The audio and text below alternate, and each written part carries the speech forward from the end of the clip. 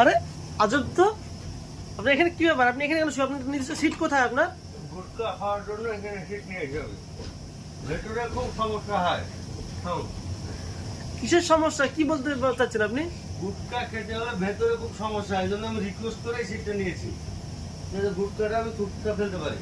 কোথায় থুতু ফেলছেন আপনি? বেসিনে? দেখুন, এটা কোনো কথা হলো? না, বেসিনটা এখানে দিয়েছি, সিটটা আমি রিকোয়েস্ট করে নিয়েছি।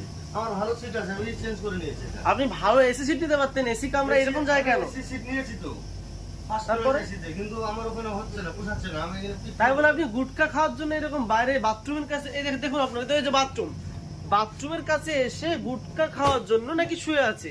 কিছু করার দেখুন, নেই। এটা কোনো কথা হলো? এটা আমার পছন্দ। ওখানে 2000 টাকা দিয়ে সিট নিয়েছি আমি, তো ওখানে আমার ভালো লাগছে না। যেটা নিজের ভালো লাগছে সেটাই করতে হবে। আচ্ছা, রেল দপ্তরের লোক যদি দেখে আপনি এখানে বসে গুটখা খাচ্ছেন, আপনার ব্যাপারে তো কড়া স্টেপ নিতে পারে।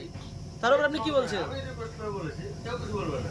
আচ্ছা, কথা হয়ে গেছে, ঠিক আছে। দেখুন কত রকম আজব মানুষ আছে এই পৃথিবীতে।